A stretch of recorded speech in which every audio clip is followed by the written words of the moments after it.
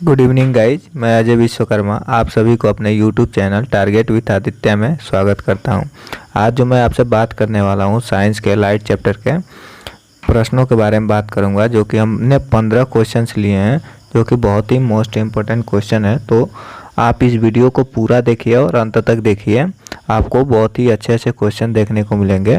और चलते हैं अपने क्वेश्चन की तरफ। और हमारा पहला क्वेश्चन आज का होगा, पहला प्रश्न है हमारा, निम्न में से किस विकिरण में ऊर्जा प्रति क्वांटम सर्वाधिक होती है? तो इसका जो करेक्ट आंसर होगा हमारा वो होगा 200 से 280 nm। क्या होता है कि तरंग दैर्घ्य की जो न्यूनतम रेंज वाली विकिरण में होती है वो प्रति क्वांटम ऊर्जा सर्वाधिक होती है। तो हमारा करेक्ट आंसर होगा 200 से 280 nm, जो कि ये प्रश्न पूछा गया उत्तराखंड PCS प्री 2012 में पूछा गया। चलते हैं अपने अगले क्वेश्चन नंबर 2 की तरफ। क्वेश्चन नंबर 2 है, सौर विकिरण निम्न में से किस परास में दिखता है? तो इसका जो हमारा करेक्ट आंसर होगा वो होगा हमारा आंसर नंबर बी। जैसे 400 से 70 nm विकिरण में क्या होता है, परास हमारा दिखाई देता है। तो इसका जो रीजन होता है वो होता है पृथ्वी से आने वाली सौर विकिरण का जो परास होता है क्या होता है, 100 नैनोमीटर से 10⁶ नैनोमीटर तक विस्तृत है। इस सौर विकिरण को पराबैंगनी विकिरण परास 100 नैनोमीटर से 400 नैनोमीटर जो होता है उसमें दृश्य प्रकाश होता है, और 400 नैनोमीटर से 700 नैनोमीटर क्या होता है, इसके अवरक्त विकिरण का होता है। और परास जो होता है 700 नैनोमीटर से 10⁶ नैनोमीटर में विभाजित होता है। ये 3 पार्ट में विभाजित होता है। क्या होता है, 100 से 400 जो नैनोमीटर होता है वो दृश्य होता है, उसके बाद होता है 400 से 700 नैनोमीटर तक होता है, फिर होता है अवरक्त प्रकाश जो होता है वो होता है 700 से 10⁶ में विभाजित किया गया होता है। तो आज का जो हमारा तीसरा क्वेश्चन है उसके तरफ चलते हैं। दृश्य प्रकाश का दैर्घ्यमान प्रसार होता है, जो क्या है, दृश्य प्रकाश का दैर्घ्यमान प्रसार होता है। तो इसका जो करेक्ट आंसर होगा वो होगा हमारा ऑप्शन नंबर डी, 390 से 780 नैनोमीटर के बीच। तो इसका जो रीजन होता है वो मैं आपको बताना चाहूँगा। जैसे जो दृश्य प्रकाश विद्युत चुम्बकीय विकिरण का वो भाग है जो मानवीय आंखों द्वारा देखा जा सकता है। एक सामान्य मानवीय आंख 390 नैनोमीटर से 750 नैनोमीटर तरंग दैर्घ्य के बीच विद्युत चुम्बकीय विकिरण को स्पष्ट रूप से देख सकता है। तो ये हमारा होगा ऑप्शन नंबर डी सही होगा, 390 से 780 नैनोमीटर के बीच में होता है। ये यूपी PCS मेंस के 2005 में क्वेश्चन पूछा गया है, जो कि बहुत ही इम्पोर्टेंट क्वेश्चन में से एक है, इसे तैयार जरूर करना। तो चलते हैं अपने अगले क्वेश्चन नंबर 4 की तरफ। क्वेश्चन नंबर 4 हमारा है, मानव आँख दृश्य प्रकाश के जिस तरंग दैर्घ्य के लिए सर्वाधिक सुग्राही होता है वह है। तो इसका जो करेक्ट आंसर होगा वो होगा हमारा ऑप्शन नंबर बी, 5500 एंगस्ट्रॉम। क्या होता है, मानव आँख जो दृश्य प्रकाश के लगभग 5500 एंगस्ट्रॉम या 555 नैनोमीटर तरंग दैर्घ्य के लिए सर्वाधिक सुग्राही होता है।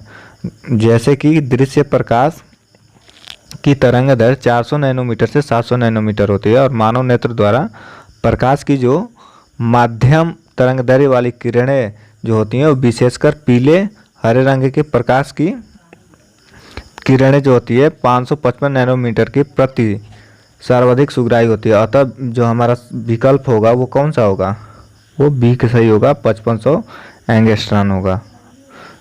तो हमारा आज का 5वां जो क्वेश्चन है वो है, प्रकाश विकिरण की प्रकृति होती है, जो प्रकाश विकिरण की प्रकृति होती है वो किस प्रकार की होती है? तो इसका जो करेक्ट आंसर होगा वो होगा हमारा, जैसे इसमें दिया है, तरंग के समान कण के समान तरंग एवं कण दोनों के समान तरंग एवं कण किसी के समान नहीं। तो इसका जो करेक्ट आंसर होगा वो हमारा होगा सी, तरंग एवं कण दोनों के समान क्या होता है, प्रकाश के विकिरण की प्रकृति होती है वो तरंग एवं कण दोनों के समान होता है। ठीक है, इसका जो अब अगला क्वेश्चन है वो अगले क्वेश्चन की तरफ चलते हैं, क्वेश्चन नंबर 6 की तरफ। क्वेश्चन नंबर 6 जो हमारा है, प्रकाश सीधी रेखा में चलता है प्रतीत होता है क्योंकि इसका जो क्या है, यह छोटे कणों से बना होता है, प्रकाश का वेग बहुत ही अधिक होता है, प्रकाश का तरंग दैर्घ्य बहुत छोटा होता है, प्रकाश अपने चारों ओर परावर्तित होता है। तो इसका जो करेक्ट आंसर होगा वो होगा हमारा ऑप्शन नंबर सी। क्या है, प्रकाश का तरंग दैर्घ्य बहुत छोटा है, उसकी वजह से क्या होता है, वो सीधी रेखा में चलता हुआ प्रतीत होता है। चलते हैं अगले क्वेश्चन नंबर 7 की तरफ। 7 हमारा क्वेश्चन नंबर है जो कि निम्नलिखित में किसका वेग अधिकतम होता है। तो इसका जो करेक्ट आंसर होगा वो होगा हमारा ऑप्शन नंबर बी, प्रकाश होता है। क्या होता है, निम्न में से किसका वेग अधिकतम होता है, सबसे अधिक किसका होता है, प्रकाश का वेग होता है। चलते हैं क्वेश्चन नंबर 8 की तरफ।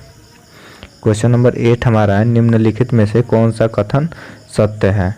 तो इसमें कौन सा दिया, प्रकाश का वेग अधिक होता है, ध्वनि का वेग सबसे अधिक होता है, आकाशीय पिंडों का वेग सबसे अधिक होता है, रॉकेट का वेग सबसे अधिक होता है। तो इसका जो करेक्ट आंसर होगा कौन सा होगा, इसका जो करेक्ट आंसर होगा ए होगा। क्या होता है, प्रकाश का वेग सर्वाधिक होता है। चलते हैं अगले क्वेश्चन नंबर 9 की तरफ। क्वेश्चन नंबर 9 आज का है हमारा, प्रकाश का शून्यावकाश में वेग अनुमानतः होता है। जैसे प्रकाश का जो शून्यावकाश होता है उसमें वेग का क्या होता है, वेग क्या होती है प्रकाश की, शून्यावकाश में प्रकाश की वेग कितनी होती है। तो इसका जो करेक्ट आंसर होगा उसमें, जैसे इसमें दिया है 3 × 10⁻10 मीटर पर सेकेंड, 3 × 10⁸ मीटर पर सेकेंड। तीसरा ऑप्शन जो दिया है 3 × 10⁸ किलोमीटर पर सेकेंड। और चौथा जो ऑप्शन दिया है 3 × 10⁸ प्रकाश वर्ष। तो इसका जो करेक्ट आंसर होगा वो होगा हमारा बी। क्या होगा, बी, 3 × 10⁸ मीटर पर सेकेंड के गति से शून्यावकाश में क्या चलती है, वेग हमारी चलती है। तो चलते हैं अगले क्वेश्चन नंबर 10 की तरफ। क्वेश्चन नंबर 10 हमारा जो दिया है, प्रकाश की गति है। तो प्रकाश की गति क्या होती है, प्रकाश की गति जो हमारी होती है वो होती है 3 × 10⁸ मीटर पर सेकेंड के बराबर होती है। चलते हैं अगले क्वेश्चन नंबर 11 की तरफ। तो क्वेश्चन नंबर 11 क्या है, प्रकाश का वेग अधिकतम होता है। तो इसमें क्या होता है, प्रकाश का जो वेग अधिकतम होता है हीरे में होता है, पानी में होता है, निर्वात में होता है, हाइड्रोजन में होता है। तो इसका जो करेक्ट आंसर होगा वो होगा किस में, निर्वात में। किस में होता है, निर्वात में। प्रकाश का वेग क्या होता है, निर्वात में सबसे तेज चलता है। चलते हैं अपने अगले क्वेश्चन नंबर 12 की तरफ। क्वेश्चन नंबर 12 जो हमारा है वह प्रकाश की गति किसके बीच से जाते हुए न्यूनतम होगी, जो कि है कांच से, निर्वात, जल, वायु। किसके बीच से जाएगी तो प्रकाश की गति सबसे कम होगी।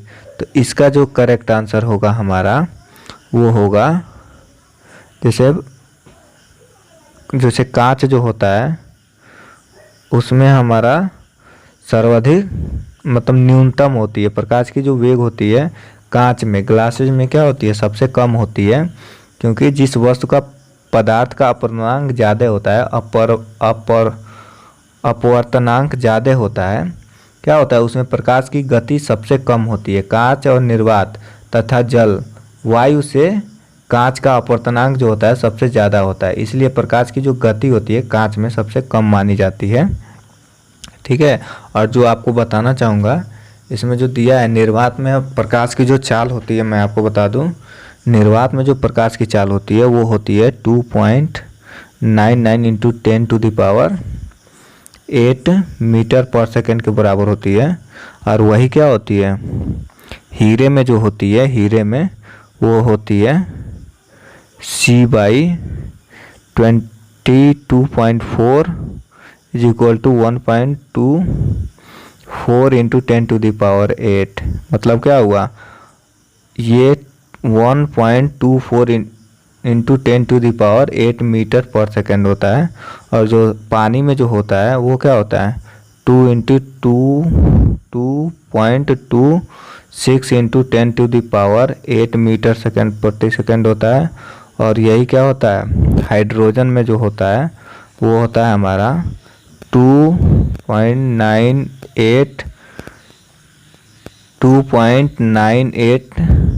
10⁸ मीटर पर सेकेंड ये होता है। और जो हमारा निर्वात में होता है सब सर्वाधिक होता है। निर्वात में कितना होता है, निर्वात में जो हमारा होता है 3 क्या होता है 3 × 10⁸ मीटर पर सेकेंड। तो सर्वाधिक किस में होता है? निर्वात में होता है। और सबसे कम किस में होता है? कांच में होता है। सबसे कम हमारा कांच में होता है और सबसे अधिक निर्वात में होता है। ये याद रखिएगा। चलते हैं अगले क्वेश्चन नंबर 13 की तरफ। क्वेश्चन नंबर 13 जो है, सूर्य के प्रकाश को धरती की सतह पर पहुंचने में लगने वाला समय है लगभग। तो क्या होता है, सूर्य का जो प्रकाश है धरती पर कितने समय में पहुंचता है? तो इसका जो करेक्ट आंसर होगा वो होगा क्या? 8.5 मिनट में। क्या होता है? 8.5 मिनट में। कितना सेकंड लगते हैं टोटल? तो 499 सेकंड लगते हैं सूर्य को पृथ्वी पर पहुंचने में। कितना सेकंड लगते हैं? 499 सेकंड लगते हैं पृथ्वी पर पहुंचने में। ठीक है, तो चलते हैं अगले क्वेश्चन नंबर 14 की तरफ। क्वेश्चन नंबर 14 जो आज का है, सूर्य से पृथ्वी तक प्रकाश के पहुंचने में लगभग समय लगता है। सूर्य से पृथ्वी तक पहुंचने में लगता है समय किसका? जैसे सूर्य का जो प्रकाश है वो पृथ्वी पर कितने समय में पहुंचता है? कितने समय में पहुंचता है? तो ये जो पहुंचता है उसका जो करेक्ट आंसर होगा वो 8 मिनट में पहुंचता है। कितने मिनट में? 8 मिनट में पहुंचता है। और वही पिछला क्वेश्चन क्या था हमारा? पिछला क्वेश्चन जो था हमारा वो था सूर्य के प्रकाश को धरती की सतह पर पहुंचने में लगा समय, जो क्या है? 8.5 मीटर। ठीक, और इसका अगला क्वेश्चन क्या है? पृथ्वी तक पहुंचने में लगा समय 8 मिनट। तो इसमें डिफरेंस क्या है कि पृथ्वी के सतह पे जब पहुंचता है तो 0.3 सेकेंड अधिक लगता है, और पृथ्वी तक पहुंचता है मतलब केवल पृथ्वी पर आता है, पृथ्वी के संपर्क में आता है, तो वो कितने समय लगता है? 8 मिनट लगता है। कितना? 3 सेकेंड कम लगता है। ठीक है गाइस, चलते हैं अगले क्वेश्चन। आज का जो लास्ट क्वेश्चन है, सूर्य का प्रकाश पृथ्वी पर पहुंचता है। सूर्य का जो प्रकाश है वो पृथ्वी पर कितने समय में पहुंचता है? 5 मिनट में, 6 मिनट में, 8 मिनट में, 10 मिनट में। ठीक, तो इसका जो करेक्ट आंसर क्या होगा? इसका जो आंसर होगा सी होगा। तो देखिए गाइस, एक ही क्वेश्चन 3 तरह से पूछा है। जैसे एक इसका क्वेश्चन तो सेम है, जैसे पहला इसका क्वेश्चन जैसे सूर्य का प्रकाश की धरती की सतह पे, तो 8 पॉइंट याद रखिएगा, सतह पे जब भी पूछे तो 8.5 डालिएगा। ठीक है, और जब ओनली पृथ्वी पूछे तो पृथ्वी पे क्या होगा? 8 मिनट होगा। ठीक, और यही सेम क्वेश्चन बदल के क्या पूछा? सूर्य का प्रकाश पृथ्वी पर पहुंचता है, तो इसका भी क्या होगा करेक्ट आंसर? 8 मिनट। ठीक, ये सेम क्वेश्चन है, लेकिन ये इसका रूप बदला गया है, मतलब अलग अलग तरीके से पूछा गया है इन सब क्वेश्चनों को। ठीक है गाइस, तो अगर जो आपको ये वीडियो पसंद आई हो तो लाइक कीजिए, शेयर कीजिए, कमेंट कीजिए, और हमारे जो चैनल है टारगेट विथ आदित्य, उसे क्या करना है? रेड बटन आएगा सब्सक्राइब का, उस पर क्लिक करके सब्सक्राइब करना है। तो आज के लिए धन्यवाद। हम इसका अगला पार्ट ज़रूर लेके आएंगे। प्रकाश का जो नेक्स्ट पार्ट होगा वो जल्द ही आपको अपलोड किया जाएगा। तब तक के लिए धन्यवाद।